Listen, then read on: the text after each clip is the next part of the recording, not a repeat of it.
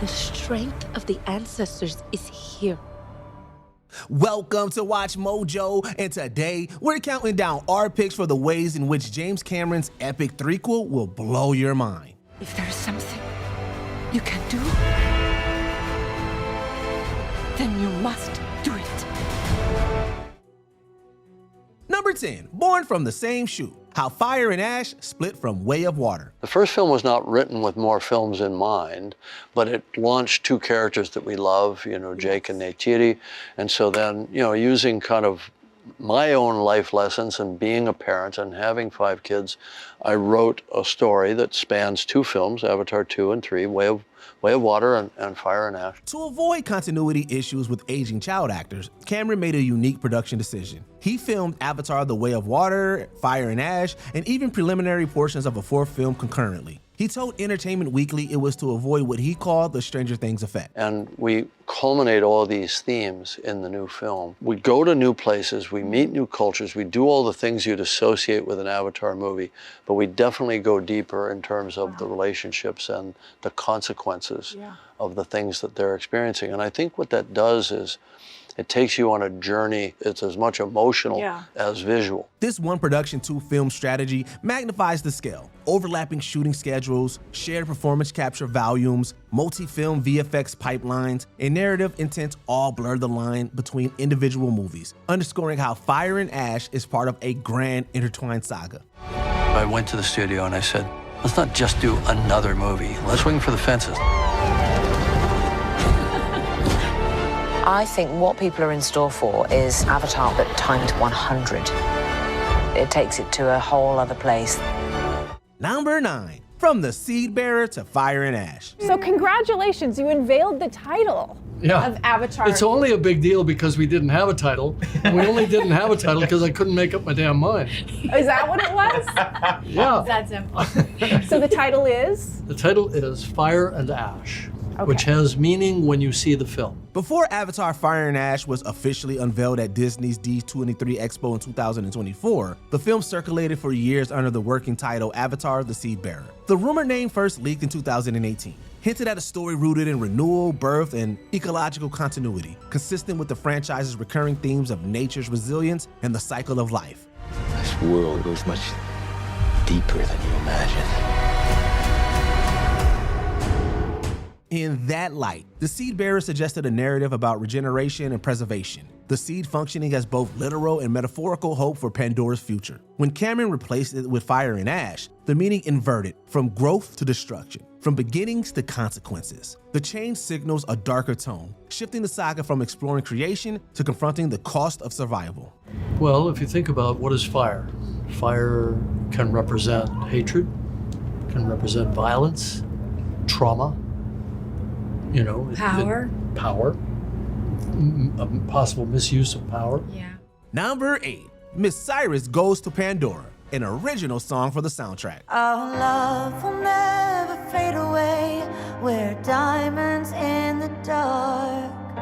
The Avatar: Fire and Ash soundtrack hits a high pop culture note with Miley Cyrus's new single, Dream as One. Written alongside Mark Ronson and Andrew Wyatt, produced with composer Simon Franklin. Released November 14, 2025, the track will play over the film's end credits. Cyrus described the work as musical medicine, linking her own fire and rebirth experience to Pandora's themes. Even through the flames, even through the ashes in the sky. This brings prestige songwriting into Cameron's world building and positions the score rollout as a marquee event, not simply franchise icing. The blend of blockbuster visuals and chart-ready pop underlines the film's ambition to resonate with global audiences both visually and audibly.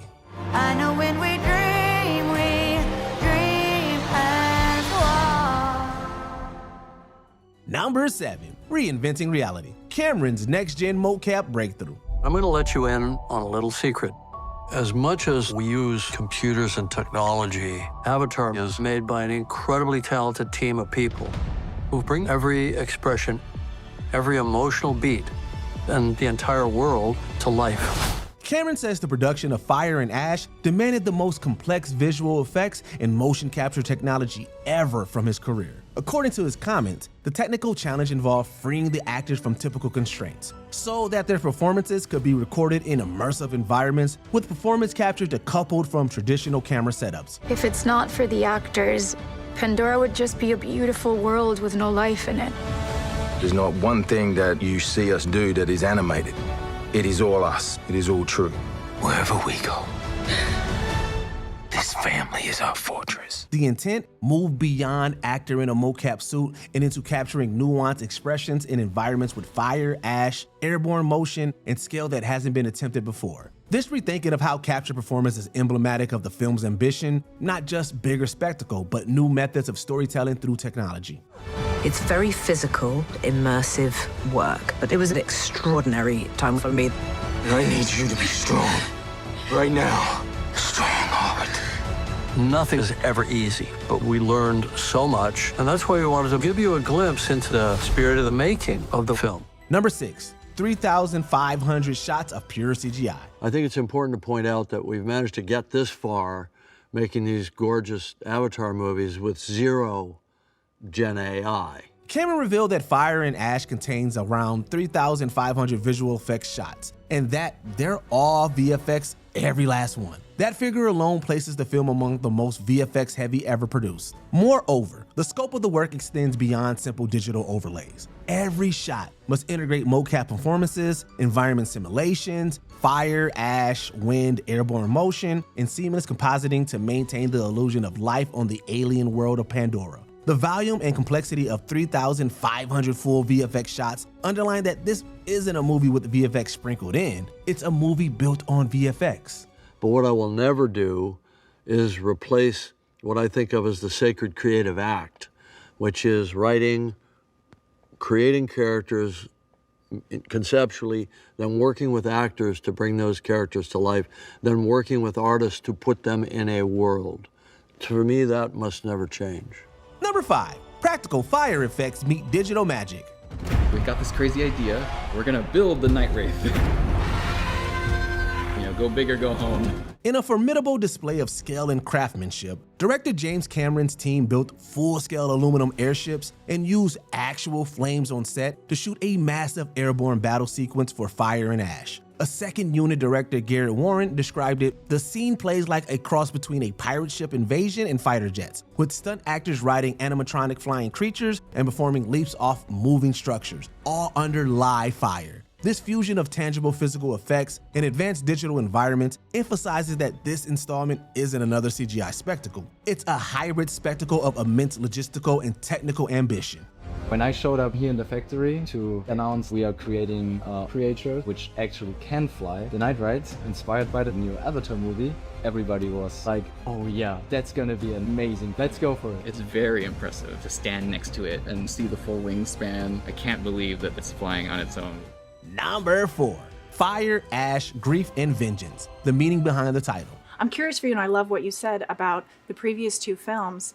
I feel like the first one we all know came to you in a dream when you were very young. Good point. The second one I feel like came from your love of water. Where in your psyche or in your being did Fire and Ash come from? At the August 2024 D23 event, director James Cameron explained that Fire and Ash isn't just a dramatic phrase. It's the thematic core of the film. Fire, he says, stands for hatred, anger, and violence. Ash is the aftermath, grief, loss, and the cycle that returns us to fire. And people have told me, I mean, not a lot of people have seen the film, but we've done some screenings for friends and so on. And the feedback is, we need this film right now with where the world is. By framing the title this way, Cameron signals a tonal turn in the franchise. The stakes aren't simply world-saving anymore, but reckoning with consequences and cultural trauma. The title itself becomes a narrative promise. This chapter will explore what happens after the conflict when the world is left in ashes and must choose what to do next. What you find within the film is things that resonate with you and maybe make you hopeful about us as a species. I mean, obviously it's the Na'vi are the good guys for the most part. We got some bad ones, but I think we see the best of ourselves in the Na'vi and the worst of ourselves in all the greedy corporate guys that are coming to, to destroy the planet. Number 3, meet Pandora's fiery new tribe, the Ash people. Is not our air poison to sky people.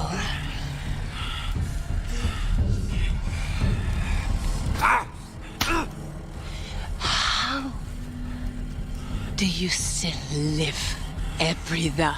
In Fire and Ash, the narrative expands on the world of Pandora by introducing the Ash People, a new clan of Na'vi shaped by volcanic terrain and hardened circumstances. Cameron has stated that this tribe shows the Na'vi from another angle, not simply the noble guardians of nature, but a culture forged by extreme hardship, fire, and survival.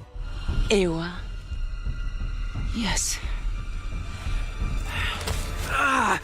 If I cut now, do you think Ewa will come to save him? This edition not only diversifies Pandora's societies, but also raises the narrative stakes. The film centers on an internal conflict among tribes, new ideologies, and landscapes. For fans, this means exotic new visuals, volcanoes, ash-swept terrain, and a fresh cultural dynamic within the franchise's world building. This is the only pure thing in this world. The fire came from the mountain, burned our forest. My people cried for help. But Ewa did not come.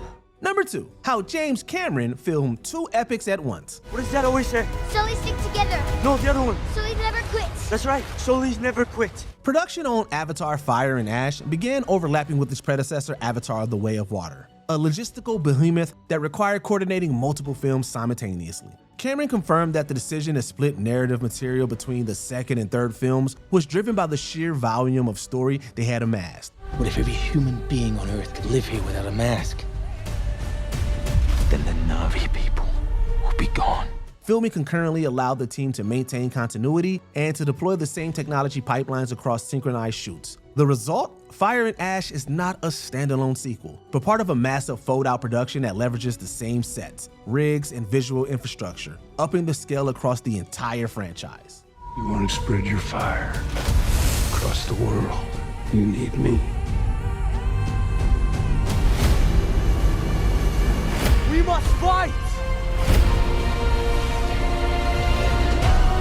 I call upon the warrior mother. Before we continue, be sure to subscribe to our channel and ring the bell to get notified about our latest videos. You have the option to be notified for occasional videos or all of them. If you're on your phone, make sure you go into your settings and switch on notifications.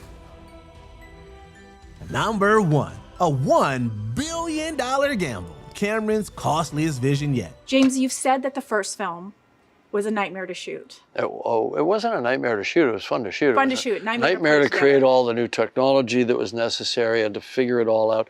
We were sort of building the airplane while we were flying it, essentially. And then the second one you flew, but you called it chaotic. The third one you said, this one, you've said it was actually weirdly easy. Early reporting pegged the collective budget for the 4 sequels of the Avatar franchise at around $1 billion, suggesting that Fire and Ash is part of a multi-film investment of unprecedented size. While an exact figure for Fire and Ash alone hasn't been officially released, some sources estimate a budget around $250 million, which still places it among the most expensive films ever made. I think 4 and 5 are a great story. I really do. They form a story. 2 and 3 form a story. So we're actually coming to a culmination point. We may not continue, depends on how much people want us to continue in a sense, which they'll prove by, attending the movie or not attending the movie. Track record's pretty good. That kind of money allows for sprawling production, multiple years of shooting, massive VFX work, global marketing, and cutting-edge technology.